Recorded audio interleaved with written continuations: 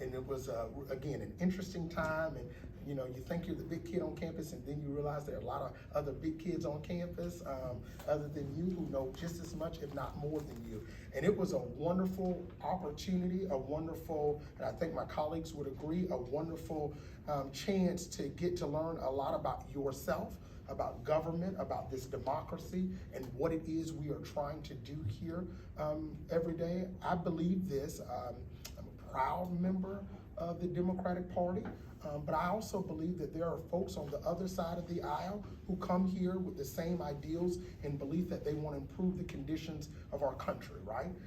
You will often see on television a whole lot of yelling and a lot of screaming and a lot of fighting. All of that is true.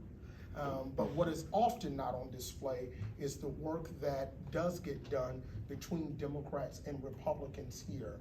And there are a lot of things that are what we call bipartisan, where we work together. And then there are those things that are absolutely exactly what you see on TV on y'all's generation. In case I imagine y'all are watching it on TikTok these days, right? And so I spent my first 2 years here very enamored in learning all that I could about this process. And then in 2019, Joe Biden said he was running for president. And I had met Joe Biden and known him and Dr. Biden, his wife, for some years earlier. And a friend of mine called me and said, Joe Biden's running for president, you ought to come be on his campaign for the presidency. And I was like, I don't know. I like the vice president, but I don't know if I want to work for him. So I took about 4 months to think about it. And because I had worked for Congressman Lawson for so long, since I was 16 years old, I'd been with him since high school, as I told you, all the way through college, it was a really difficult decision. Congressman Lawson, like I said, had long since gone from just a boss. He had gone to be a second father to me, him and his wife. So I remember I walked in this office and I was crying. I was like, I gotta go do something important. I gotta go help elect an American president.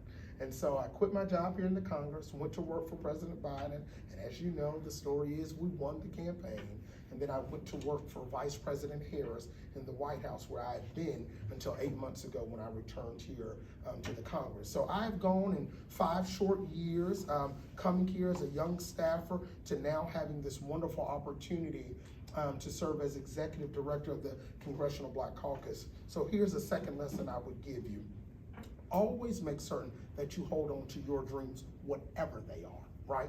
Your dreams are going to be different than everyone else's in the room. Your story and your path to get there, it will be very different. The path for me to land here today as Executive Director of the CBC is vastly different than any of the folks who held this job before me. There's never been a CBCED who had worked at the White House for an American president or vice president prior to taking this role.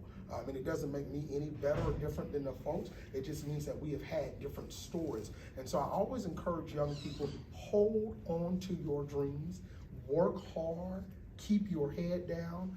Like I said, I've done all of this in 5 years. When I came to Washington, D.C. 5 years ago, I was not a part of the normal Washington apparatus. I had never interned in Washington. I had never worked for a member of Congress before.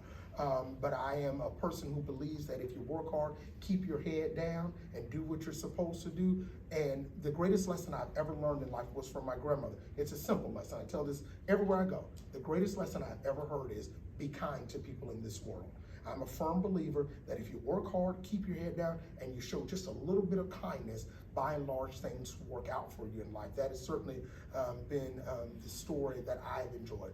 So now, 8 months back on Capitol Hill in this job, I get to work with these great people up here every day, each of us from different walks of life. Each of us come here to the Congress. If you come to work in Congress, because this is, as you all see sometimes on the television, a crazy place, it has to be something in you that deeply believes the country needs you, and there's a service that you want to render. Most people do not come to work here. You definitely do not come for the money. All right? You do not get rich working in Congress. You definitely do not come here because of the work-life balance. It is, for us, they will all tell you their own stories. We work long hours here. It is not uncommon that we are going home every night at 9, 10, 11 o'clock at night. It's not uncommon from time to time that we will have votes that go on until midnight or 1 or 2 in the morning. So you do not come here for the fun, you do not come here for the money, you come here because you have a deep, deep sense of belonging to help improve the conditions of our country.